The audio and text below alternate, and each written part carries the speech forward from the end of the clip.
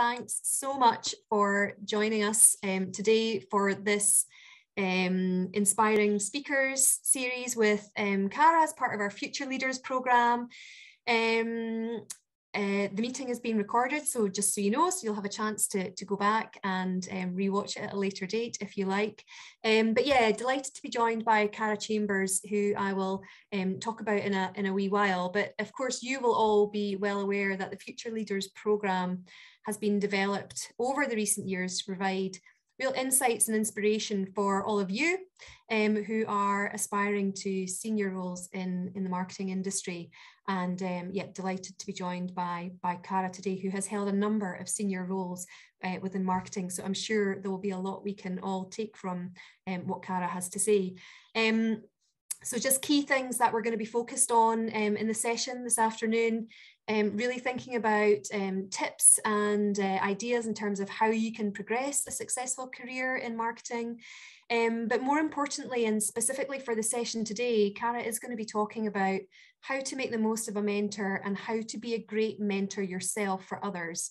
So just fantastic that we've got someone with such a well-established career sharing that guidance and those insights with us today. Towards the second half of the session, we will have a group discussion on how we can collectively encourage more marketers in their first stages of their career to join the society, our industry, because of course we want to ensure that we are building and establishing a society that is representative of all levels of the marketing function, and really make sure that we're fostering an industry that has good representation from all walks of life. So be really interested to hear your thoughts in the second part of the session today. Just a couple of reminders. Thanks to Melissa for these housekeeping reminders. So we've got the hashtag Future Leaders for today, and the Marketing Society Scotland Twitter handle at MarketingSocsCo. So just make sure if you do want to communicate on social media channels that you do tag us in those posts. And yeah, I think all that leaves for me to do before we do a formal introduction to Cara is actually for us all to introduce ourselves to each other. So I think what we're going to do now is to pop into some breakout groups for some general introductions and a quick icebreaker. So what I would ask you to do in your breakout groups is to say who you are, where you're from in terms of company, and to tell us who you would say is your greatest inspiration. So we'll take about 5-10 minutes to do that in our breakout groups, and then we'll come back together. I'll do the formal introduction to Cara, and we will get the session underway today. So I might pass over to Melissa to put us all into our breakout groups. So on to the main thrust of the event today. And as I said earlier, I'm delighted to introduce Cara to you all. Many of you will know or have worked with Cara, I think, in the past. What you may not be aware of is that Cara started her career at United Distillers, which was really the precursor to Diageo, but that really kicked off a career in the drinks industry. So a spell at Scottish and Newcastle, which became Heineken, where Cara rose to the lofty ranks of innovation director, and I'm sure she's got lots of brilliant stories she can tell us about all of the fantastic products that were developed under her reign.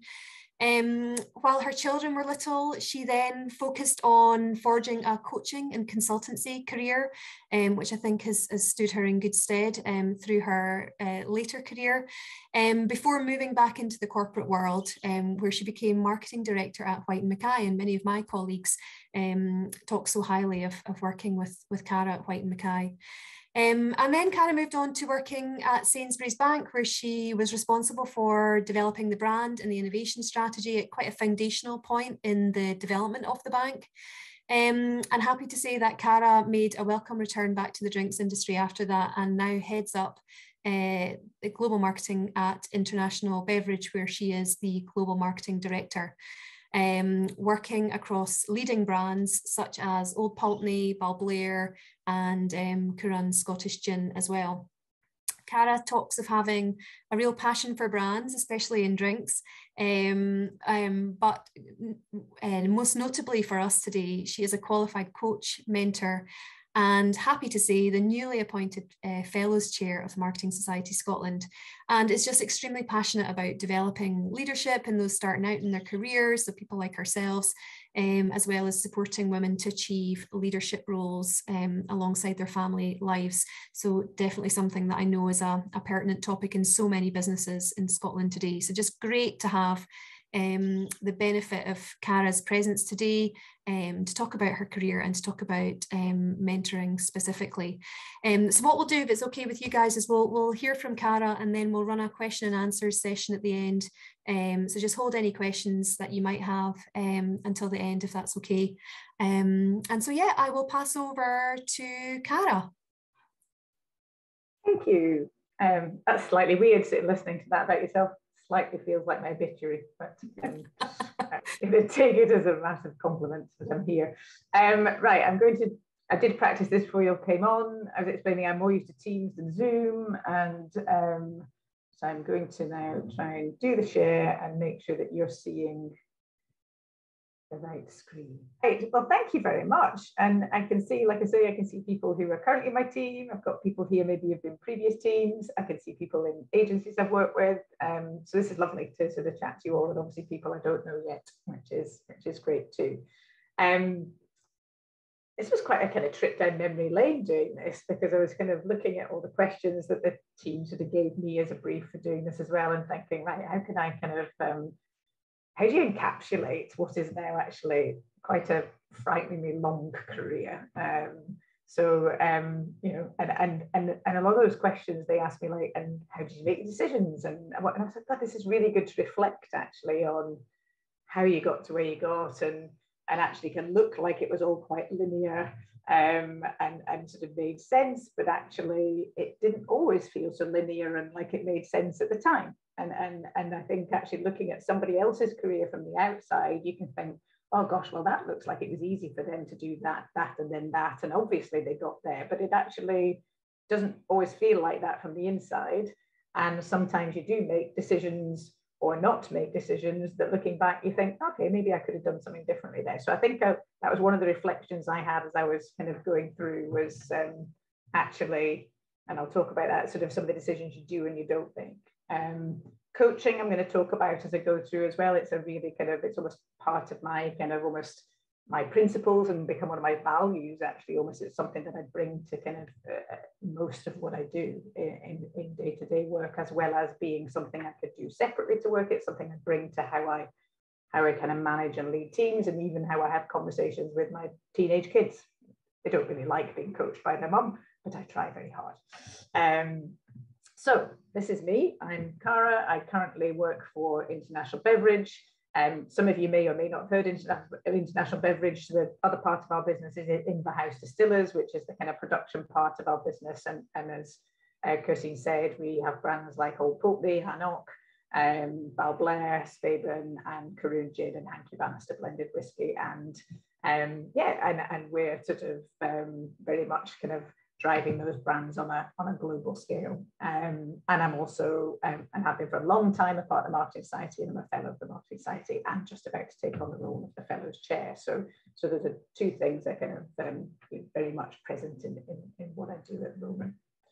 So I'm going to start with a little bit of, so where did it all start? Where did I come from? Let's see if I can just leave this one. Oh, so follow the arrows round, okay? So this is a little kind of tour around, and I'm going to go into these in more detail as I sort of go on, but where did it all start? So I'm originally from Accrington. You may or may not be able to tell. Accrington is a town in Lancashire, which basically is the butt of national jokes, but certainly is not a hotbed of marketing. It is probably best known for a terrible ad back in the 80s featuring Ian Rush drinking milk, and a bad joke about Accrington Stanley, who are the football club in Accrington, who pretty much are terrible. Anyway, so from Lancashire originally, we're a family of retailers. So we're a jewellers by trade. Our family, we've had a family business for years, doesn't exist now, but it did until very recently. And so I grew up in retail. My mum was a teacher. My dad was actually in advertising. Now, sadly, my dad passed away when I was quite young, but he had basically risen up in Manchester in the advertising industry and started his own little startup agency. So those of you in agencies and startups, I always think of that because, you know, my dad and his partner were a copywriter and an art director, and they set up their own small agency in Manchester and did a lot of press advertising and the odd TV ad, and I've actually got all their portfolios of their work upstairs actually. So it's it was always there from the beginning. He, however, used to say to me, be a lawyer, get a profession, be an accountant, you know, sort of do something sensible, kind of, you know, don't do what I do. However, sadly, having kind of lost my dad when I was about 10 and then carried on to school, didn't really know what I wanted to do actually. But by the time I got to sort of my A levels and I was starting to hone in on economics, as something I really enjoyed, and actually then went into Edinburgh University to study business studies in Edinburgh. I started doing economics, realised that was actually a little bit too highfalutin and intellectual, and I actually enjoyed the business studies side of it more and carried on my degree doing business studies. It was really then that I started to sort of really explore the marketing side. I did a general business degree, not a specialist marketing degree, but I kind of, as I followed through the 4 years of that degree, really started to sort of pick all the kind of marketing and retailing courses and advertising, and very much focused on that towards the end with my dissertation. And I think I nearly did at one point then follow my dad into advertising. I remember doing the milk round and sort of seeing, you know, the big ad agencies came to Edinburgh University to recruit, but there was something about it that I just kind of thought I just couldn't quite see myself there, and it was kind of, you were doing some of it but you weren't doing all of it, and kind of just wasn't quite sure. And I remember going along to what it was then was Guinness, just pre-Diageo, because I'm that old, and the Guinness graduate sort of bandwagon rolled into town to recruit the milk round, as it was in those days. And you had, you know, the likes of Procter & Gamble there presenting, and you had Unilever and blah, blah, blah, and Guinness. Guinness was always the presentation everybody wanted to go to. Because it was the most fun and they had free drink. But there were also some really good grads from Edinburgh who'd gone there in the past, and there was something about the culture and the way they presented and the excitement in the room that really, really appealed to me. And I remember going for interviews with Unilever and sitting sort of surrounded by washing powder in an office thinking, I'm not entirely sure I can get that excited about this. However, that thing over there, I think I can get quite excited about that.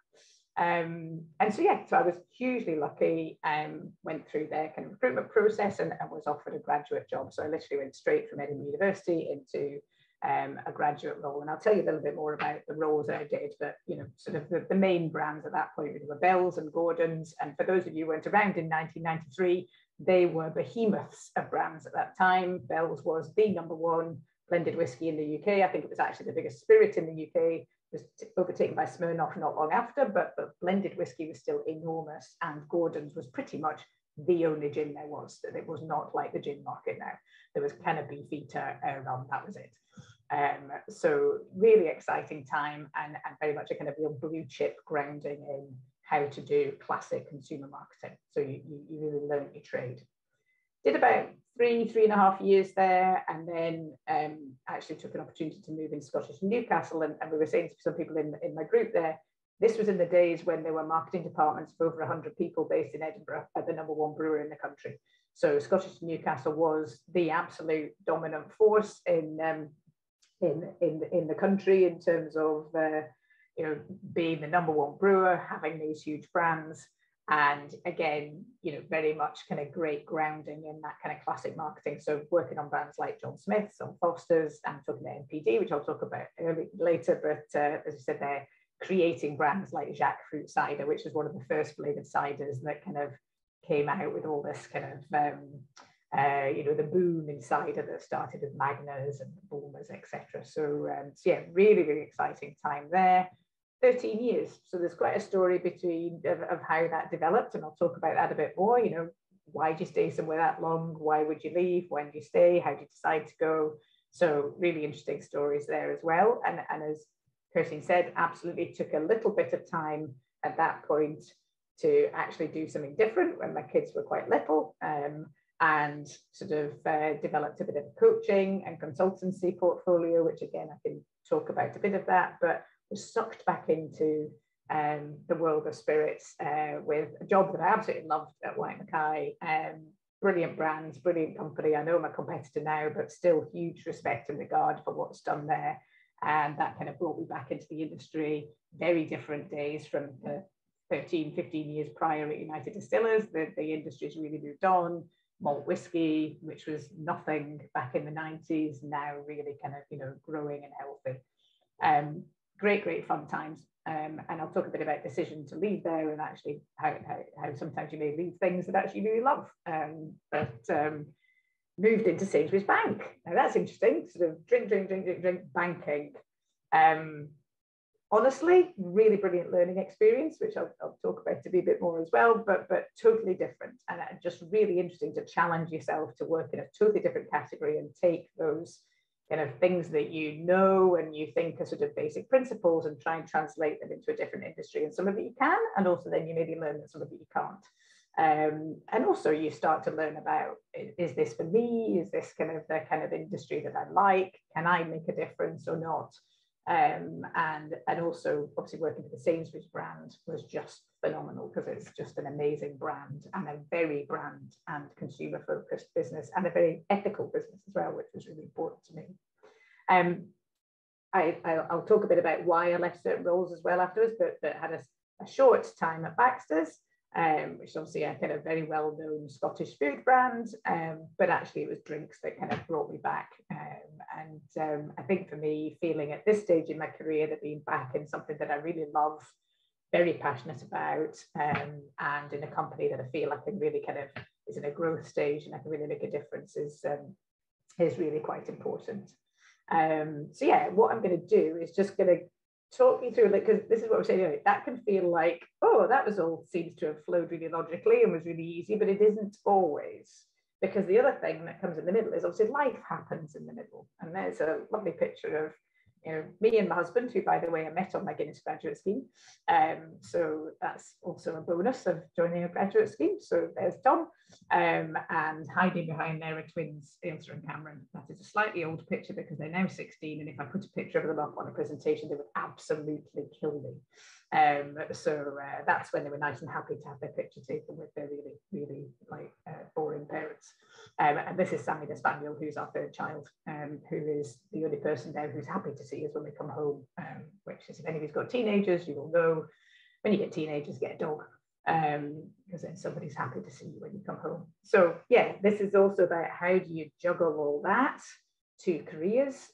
You know, my husband had a very senior career in events management and a lot going on for him, now set up his own business. You've got kids along the way. How do you want life to be? You know, and I think actually, Kirsten said at the beginning, I'm a real champion of how women mix family and work and life.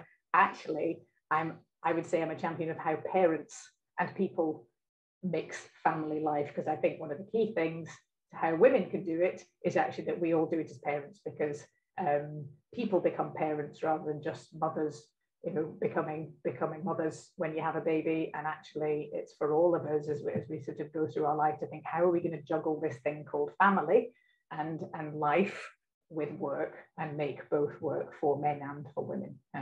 So that's something I'm really passionate about. So that's a journey, I suppose, from Accrington through to starting to Edinburgh University, to obviously my job with Guinness had me based in Perth, up north. I probably could have moved down south at any various points, didn't. Wasn't really a conscious choice again. It wasn't I must stay in Scotland. It just was that the things unfolded that way. So yeah. So if we just go on to the next one, Melissa. Thank you. So what I tried to do here, I'm not sure, can you see right to the bottom of that? I'm not sure I seem to have lost that. Brilliant, thank you. I just lost that line at the bottom. This looks like a really boring table, but what I was trying to do is figure out a way and sort of say, look, how do you build the building blocks to get you to where you want to be in the future? This wasn't all that I didn't envisage the end point right at the beginning, but at some points during the middle of this, I probably did think, what do I need to be doing to get to where I want to get to? So actually, this is really about what's the zigzag journey through this. So I'm just going to tell you a little bit about these kind of different roles and kind of what I learned from them. So the great thing about the Guinness graduate scheme was if you joined as a marketeer, which I did, that was my kind of main kind of path through that graduate scheme, was the first thing they did was go, very good, go and be in sales. So literally age 23, having just graduated, I had a red Mondeo full of beer mats, beer towels, spirits optics, a case of Bells, a case of Gordons, and off I was sent to Kent, basically to classify a vacant territory, which is basically nobody has called on these pubs for about a year. Can you go and check if they're even still there? Which in some cases they weren't, one had been demolished. And so you were literally age 23. This is pre-mobile phones. I think they maybe existed, but they were seen as a status symbol and we weren't allowed them. And therefore I drove around every day by myself trying to do 8 calls a day in pubs around Kent and calling my mum at least twice a day from the phone box because she was convinced I was going to get abducted because nobody knew where I was, basically. So looking back, I just think, God, that was all a bit bonkers. But literally it was throw you in at the deep end and off you go. It was only for the first 6 months, but working with an on-trade sales team of honestly, mostly older guys at that point who had done this kind of job as a whole career was just the best introduction. Talking to licensees, walking in, hello, my name's Cara from United Distillers. You know, I'm here to talk to you about Bells and Gordons. People literally going, I haven't got time for you, get out. You know, and you go, oh, right, this person doesn't want to talk to me. Right, how am I going to figure this out? How am I going to actually try and have a selling conversation with this person? Was I the best salesperson? No, I was pretty rubbish, to be honest. I knew it wasn't my long-term goal, but it did its job in terms of me going, oh God, right, this is what these people have to do on our behalf. These people have to go out and sell our brands. How do I equip them best to do that? How do I make sure that the sales team who are selling my brands can have the best possible selling conversation? How can I explain to them what we're trying to do? How can I get through our customers to get to consumers? So real kind of baptism of fire, but then brought back up the rest of my kind of graduate program up to Cherrybank, up in Perth as it was back in the day when Bells was based up there, and doing the role of an assistant brand manager. Absolutely loved doing that. I mean, it was just, again, a mental time. If I can put this context, Bells was the #1 spirit brand in the UK. And in the first year I worked on it, we had a marketing budget of £19 million. This was in 1994. It's insane. I've never worked on a brand with as big of it. Foster's didn't have as big a budget as that. It was nuts. And it was all about trying to reposition the brand. There was a huge relaunch program. And basically we were trying to see if we could totally change the perception of whiskey. Now, interestingly, we were probably going to do it with the wrong brand. We were trying to do it with Bells, because that was the brand that the company used to say Bells paid half your wages at United Distillers. It pretty much dominated everything. Looking back at where whiskies come now and how it's really malt whiskey that's driven the revival, actually, you know, the things we were doing were the right things. We were trying to aim at younger drinkers. We were trying to kind of, you know, have better quality credentials, etc. But probably with the wrong brand. But God, I learned absolutely loads, and I just sucked it all up. You know, how to manage budgets, how to run events, how to, you know, write great briefs. It was just really good grounding. Then an interesting thing happened, which is, this is still at United Distillers. They then did one of these things where they went, we're going to restructure the entire thing. You know, a new marketing director came in, wanted to restructure everything. And suddenly everybody who was below or quite a senior level in marketing was then flipped into category teams. So I went from being purely brand focused to being cross-brand and cross-category. So I was suddenly found myself being the category manager for convenience retail. So basically sort of convenience stores, cash and carry, etc. So this was all about managing all the brands through those channels. I have to say at the time, didn't love that because I was having such good fun basically doing the other job. But actually, again, it was a really good piece of learning. I have to say though, and this is something for me that's always been really important, is I like to be working for a really good, strong boss. And that was one of the things that changed for me moving into this role. And I began to wonder whether I was going to get to learn as much as I wanted to and develop as quickly. And I was very ambitious and sort of still very young at this point. And it was probably that after kind of 3.5 years. And I thought, hang on, I'm not quite sure where this is going now. And maybe there are other places I can go to. And I think these are the key things you have to make a decision about. You go, am I learning? Am I happy with my boss? Am I happy with the culture?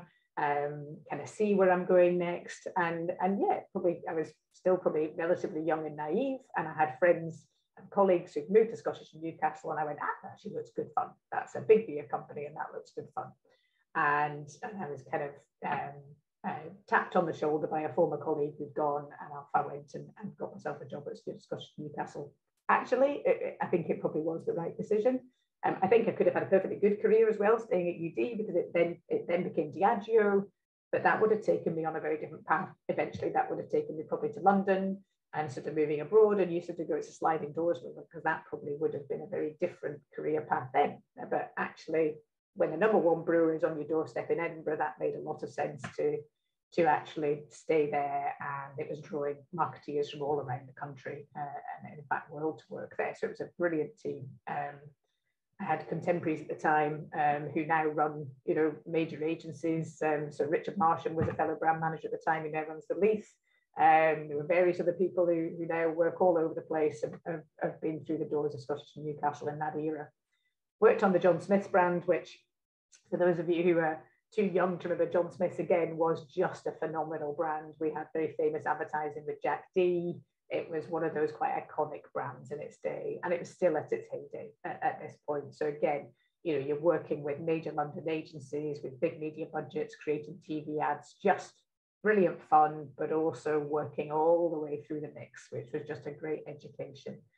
And to be honest, that little line there, that is pretty linear. That is, I stayed at Scottish and Newcastle, which then got bought by Heineken, which then actually made it even more interesting. And that was 13 years. At various points in this, there were decision points about, do you stay or do you go? And one of the things I'll share is that for us, there was a kind of desire to have a family. So myself and my husband, and that for us didn't happen quickly. And for women on the call, and men, you'll have been through this, maybe yourselves, how's life going to pan out? And I was thinking, do I move? Or what if I end up pregnant? And maybe I'll stay. And actually that kept me maybe a little bit stuck for a little while. But actually on reflection, it was such a good culture, and it was such a good team that supported me through all that. And it actually took us as a family, it actually took us 7 years before we had a family. Now, what was quite interesting is I think a lot of people from the outside looked at it, because you don't share that with everybody at the time, kind of what's going on for you. But a lot of people maybe looked at it and went, oh, you've prioritized your career over a family.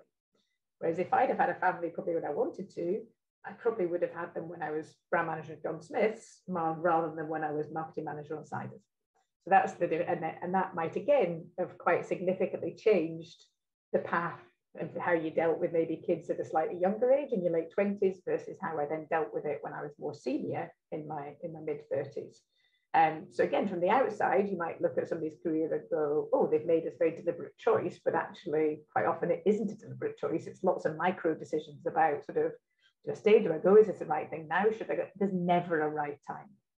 But what I think you have to do is say, well, if I've chosen to stay, then I'm going to make the most of where I am, and I'm going to really kind of drive this and get as much out of it as I can. And being in a company like Scottish Newcastle was fabulous, because there was lots of different possibilities and movements, and you can see kind of moving from the ale side to then working partly on Foster's as well. And then ultimately ending up, we bought the Bulmers business, so Scottish Newcastle bought Bulmers, and suddenly we then had Strongbow and Woodpecker and Scrumpy Jack, and I took those brands on and was the first marketing manager within S&N to then really get into the cider category. And that was massively exciting, because cider was growing. And during this period, beer was declining. It was huge, but it was declining. And we were used to managing slight decline all the time. And suddenly we had a category that was growing 10% every year. And I remember being called to our first sales and operation planning meeting, where I'd put in a forecast for the following year. And somebody said, oh, you've got this wrong. You've put in that it's going to be plus 10%. And I was like, yeah, it is going to be plus 10%. And the whole of the company had no idea how to plan for growth, basically. It was like, oh, we've never had to do that before. We've never had to make more the year after than we made before. But that was probably the first time in that role that I then really got involved in innovation, because cider was growing so quickly and changing. Magners had arrived on the scene and was really changing the way consumers drank and thought about cider, and that whole kind of serve over ice. And it was all, whoa, this is really exciting. And we're in a growth phase. So then you learn something really quite different there as well. And now actually, it was at that point, and I just realised here on this slide, I've actually put my maternity leave at the wrong point. So actually, it was while I was on Siders that I then got pregnant with the twins. Yeah, so that kind of, woohoo, suddenly everything's been sort of quite on one track, and you're like, well, okay, life's going to be quite different now. And so I actually took a year break in between the Siders role. And then when I came back, I was always very clear I was coming back. There was never any doubt about that in my mind. And I was very lucky to work for a company that had, you know, a really good maternity policy and was able to take a year off. And when I came back, we actually agreed that I came back 4 days a week. I came back originally, and it was a new role, which was the marketing manager for innovation, MPD, which we scoped to fit 4 days. Now, some of you in the breakout group, I mentioned my marketing director at this point, a lady called Sarah Warby, who's one of my main inspirations kind of in marketing. And I remember Sarah coming to meet me while I was still on maternity leave, and she said, I want you to come back and do this innovation role. Now, it was an innovation team at SNN, and I was, you know, slightly in awe of them. I thought they were all kind of boffins who ran around kind of, you know, just generating ideas off the top of their head. Sat on beanbags and generally were a bit sort of different to the rest of us marketeers. And I'm not sure you've got the right person here. I'm not sure this is going to be for me. And she was insistent. She said, no, I think you can do this, and you can bring something of that kind of maybe the structure and the classic brand marketing and the project management and the insights that I'd kind of, and the commercial experience that I'd developed up to that point, and, you know, sort of learn something new. And by the way, we'll scope it to 4 days a week for you, which is a big sell when you've got, you know, 2 one-year-olds at home and you're sort of wondering how quite you're going to cope with going back to work anyway. And actually for me, that move post-maternity leave, which I would absolutely thank Sarah Warby for, is probably the most significant move that I made, because it totally challenged me. It challenged my thinking completely about what innovation was. I had this big realization that almost this was the most insight-led, fundamental, kind of pure form of marketing you could possibly have, because you have to go right back to really drilling into consumer insight and needs and motivations and why people are going to buy this and why you should develop this and why the company should invest in it. And it just pulled on so many different skill sets, and it was fantastic fun.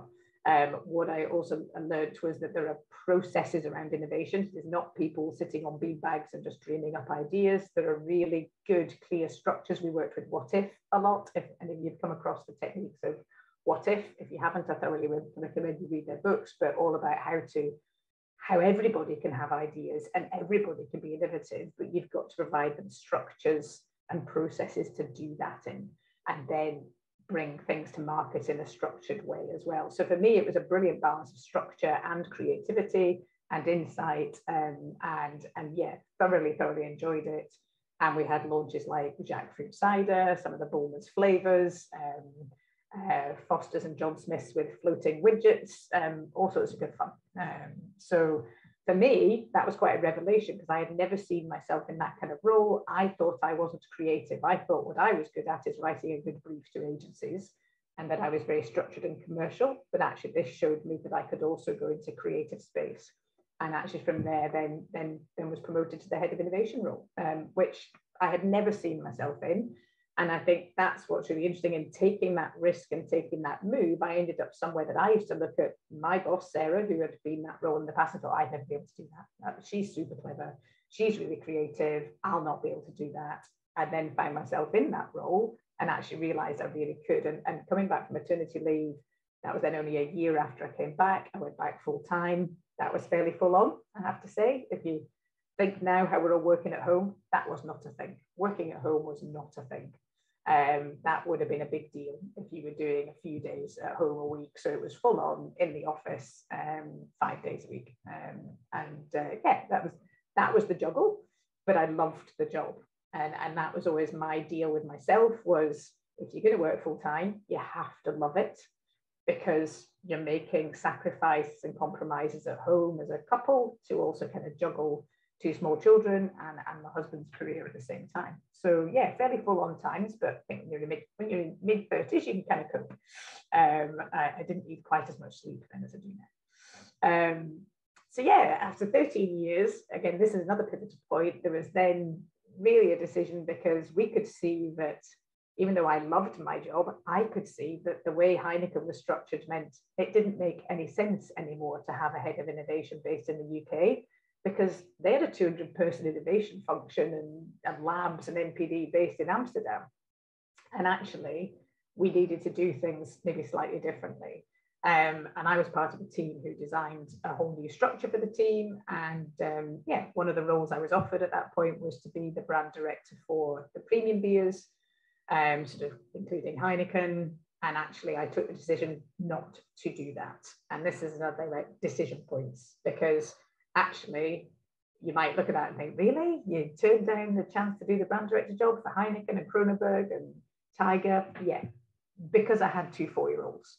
And I would have been probably in Amsterdam. I would have been about once every 2 weeks for at least 2 or 3 days. And I know that from the person who then did the job, and Sarah, who was marketing director at the time. And that was the expectation, was that you were on that 6 a.m. flight to Amsterdam.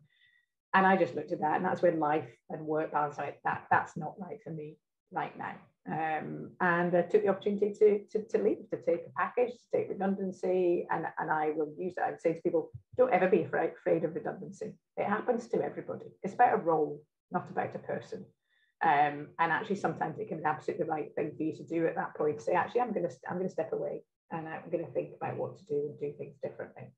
And that was the period when I then I had 2 years where I took my coaching qualification, and also basically sort of started getting involved more in consultancy. So from there, the point is here, how do you end up in a kind of global marketing director role? It is basically, the point here is you kind of have to move between different things to build to that. It isn't linear. For me, there is an element of sales, an element of category marketing, an element of sort of the classic brand management. There's do you stay, do you go? And that's how you can kind of end up sort of in that sort of overall role there, which for me encompasses everything that I've done so far in terms of, there's an element of all of those things now come together in that one role.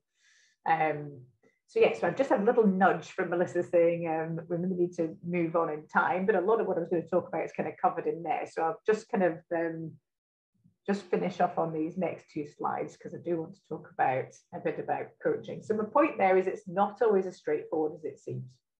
And I think this is where if I'm sort of doing this as a kind of mentoring type conversation, mass mentoring, I would kind of say to you all, think there are these things you've got to think about sometimes, which is, sort of, do I stay or do I go? And I think everybody, even when you've been somewhere a long time, you should always ask yourself, it's not being disloyal to the company you're working, to say, should I stay? Should I go? Is this right for me now? Am I right for the company? Can I do my best work? Am I learning? And you really do have to sometimes step back, and you may decide to stay, and that's absolutely fine. But don't be afraid of having those conversations with yourself around, do I stay or do I go? I think for me, there are things in life that then appear that you go, oh crap, how am I going to kind of build this in? So for us, having twins unexpectedly and suddenly kind of, having to really balance kind of 2 careers. So double trouble is partly the fact there was 2 babies, but there was also 2 big careers in our household at that time. And one didn't take precedence over the other. And so we had to really kind of figure out how to manage that between us. And I'm very lucky that my husband's always been hugely supportive of the way I've chosen to work. But that's really important to figure out as well, for people sort of who want to sort of run family and career. And I use the word family and career of parents rather than just being about mothers. There's also some decisions you've got to make about when the culture really doesn't fit you.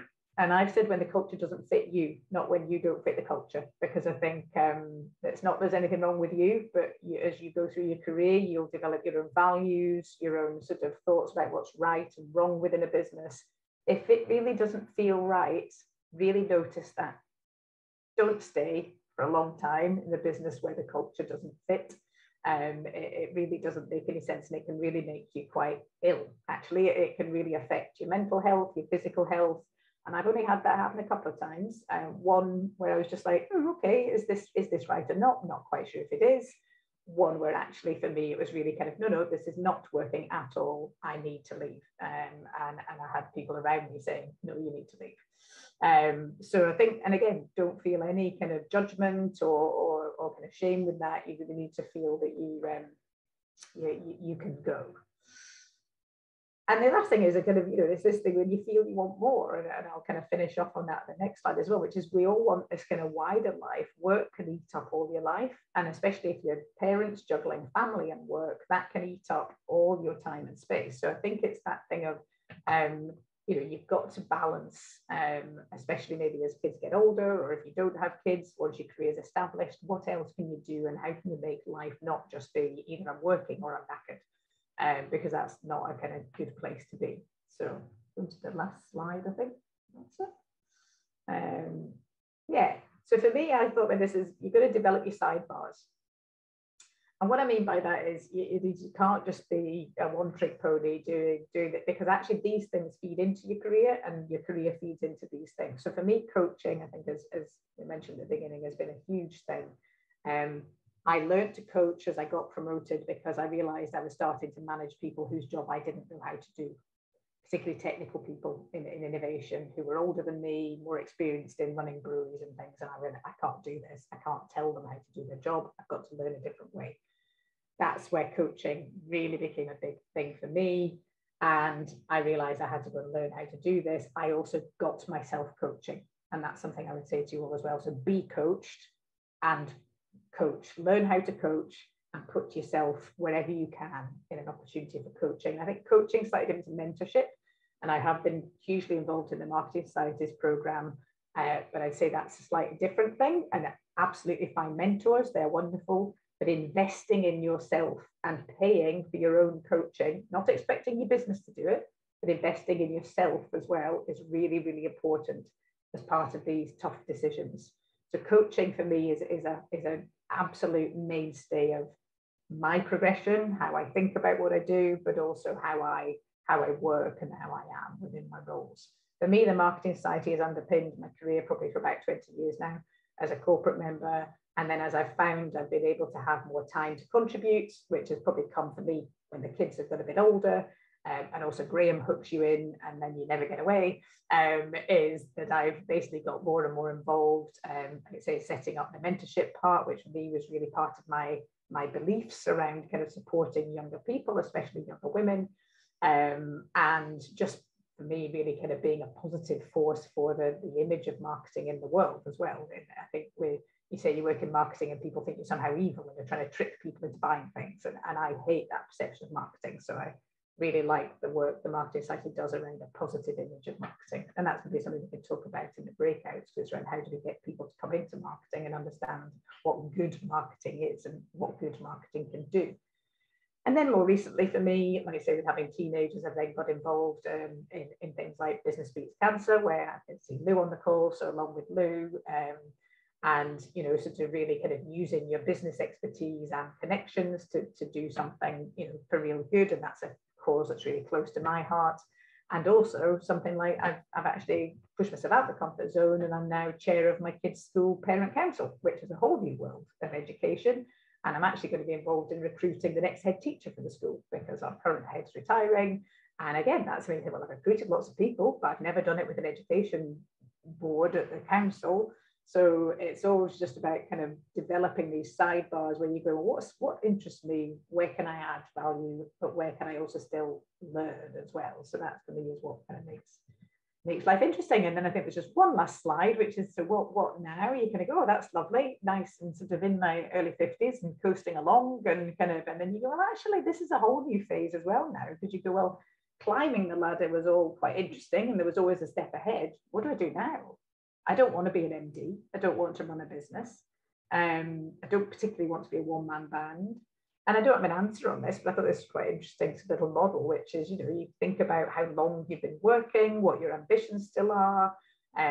You're still in a stage where you maybe want to be, actually just caretaking of this, oh, I could just carry on like this for years and just kind of get, or actually do you want to create some kind of legacy that you kind of want to say, well, I'm really glad I did that and I changed that and I can see how I left something in a better place than I started off, or I can see what impact I had. And I'm probably in the stage now of thinking, yeah, how do I create a legacy for the spirits industry, for the marketing, sort of world?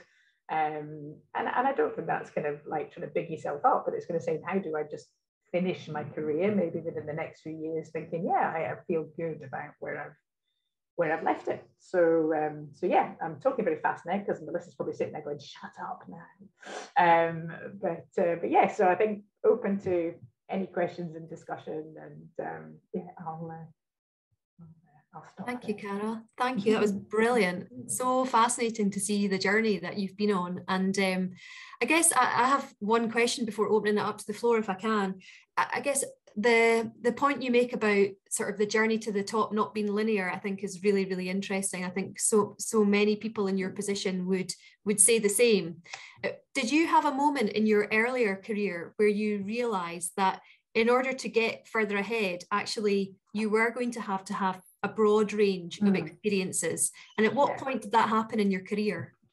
I think I was probably lucky in the stages when I was at sort of Scottish Newcastle and then Heineken, that they were very good at saying, well, look, for people to get onto these levels, we expect you to jump sideways. So they very much had a culture of, we're a big company and we can move you sideways. So that there was this expectation that you were going to probably hit a sort of mid-senior level and go along the way. And for Heineken, that could have been you go and do a job abroad, or you maybe go and do a job in a kind of parallel function.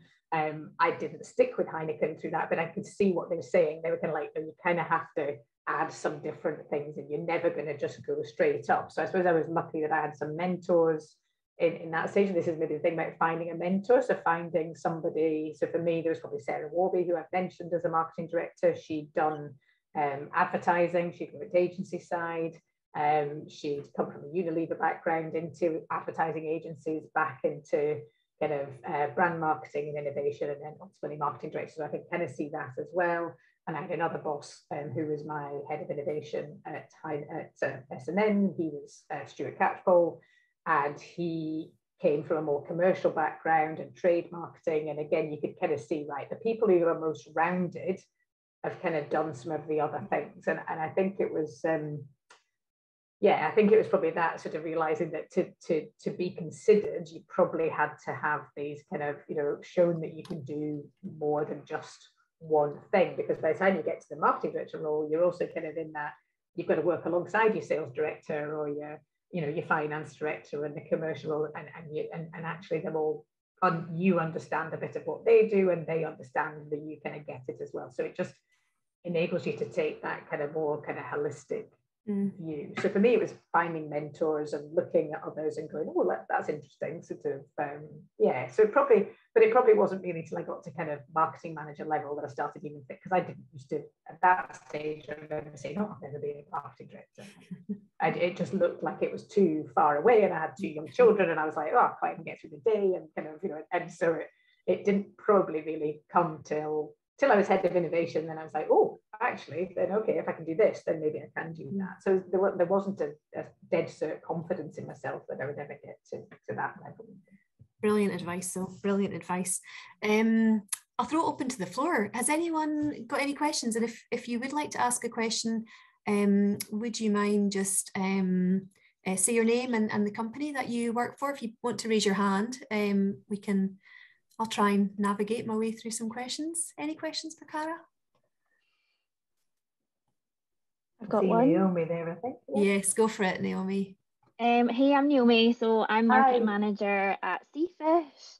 That was super interesting, Cara. Thank you so much. And a lot of that was like being made redundant. Can absolutely see kind of where there are parallels.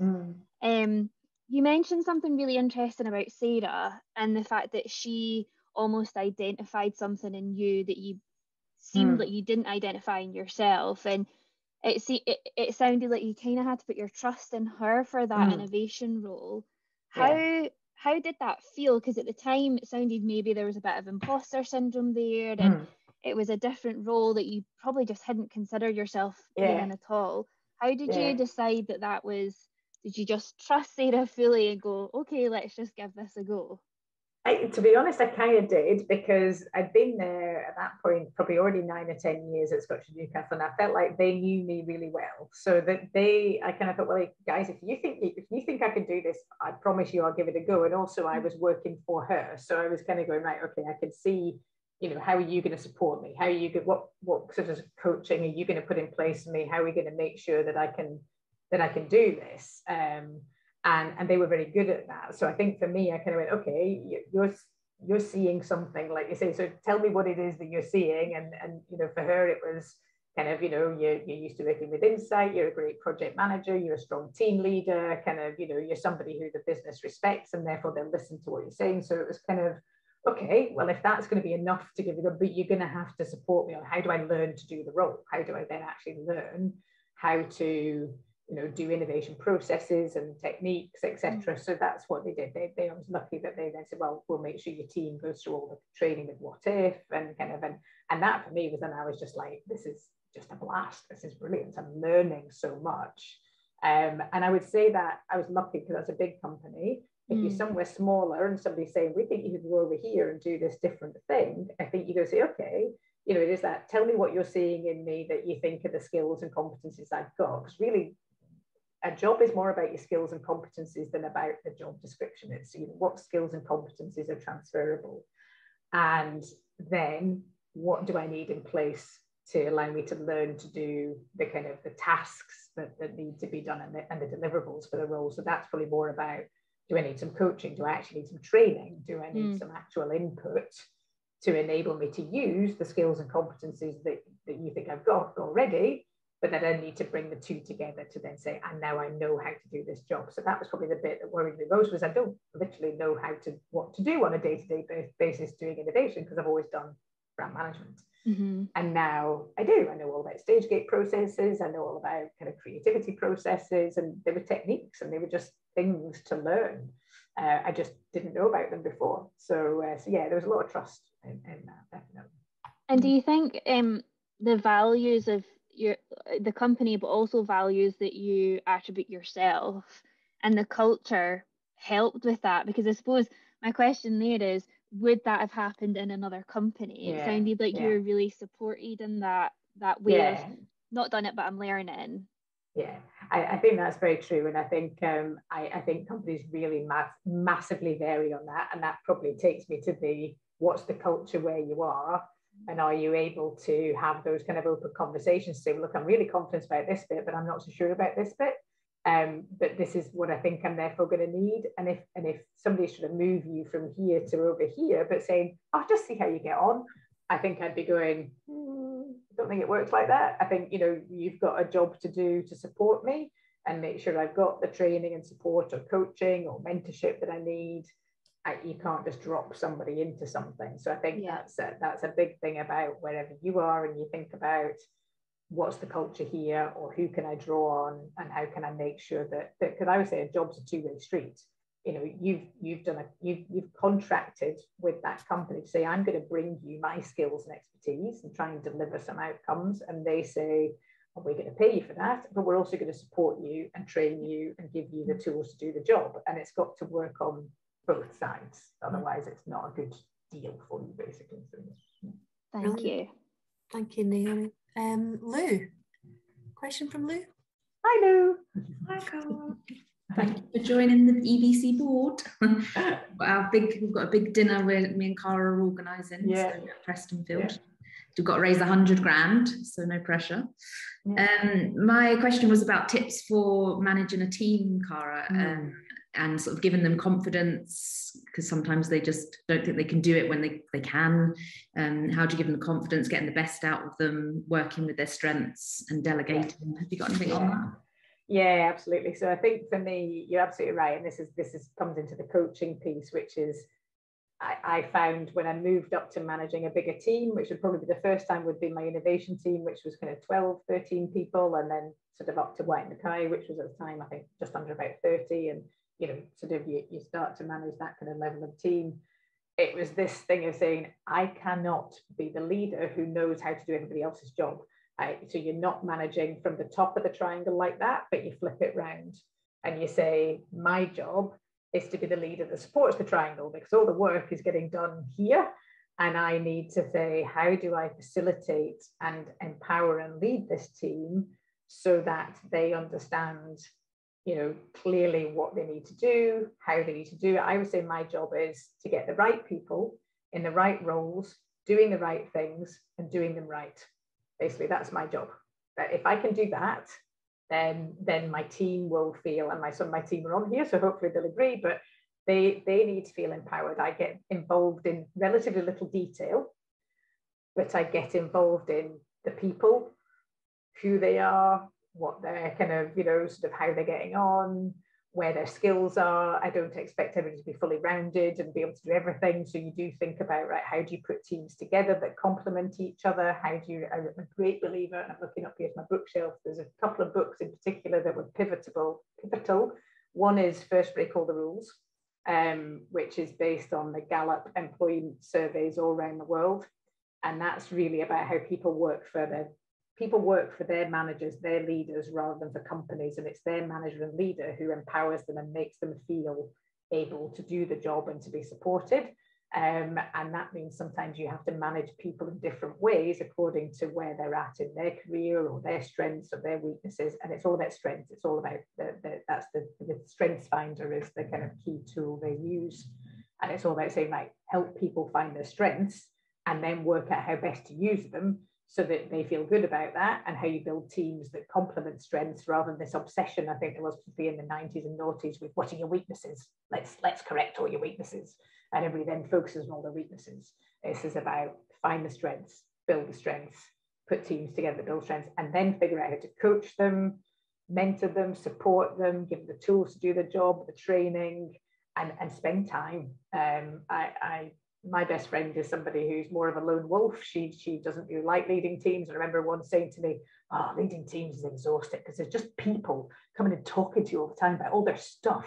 And I wish they'd just go and get on with their job. And I went, I love that bit. That's the bit I love. I love when people come in, because it's the people who get the work done. And if they're not feeling good, then actually that's your job, is in that moment to support them and help them. And the other one I would say is the Turn the Ship Around, which is a book that it was actually a Scottish Enterprise course I was on, which quite recently, and that's all about basically pushing power to knowledge in your team. So making sure that the people who need to make the decisions actually have the power to do that, and sort of empowering them and making sure they're supported, rather than always everything coming up to you and you then kind of being the one who's like, well, we're all doing this and we're all doing that, because you can't do it. You just literally cannot do it. You cannot know everything that's going on in your team.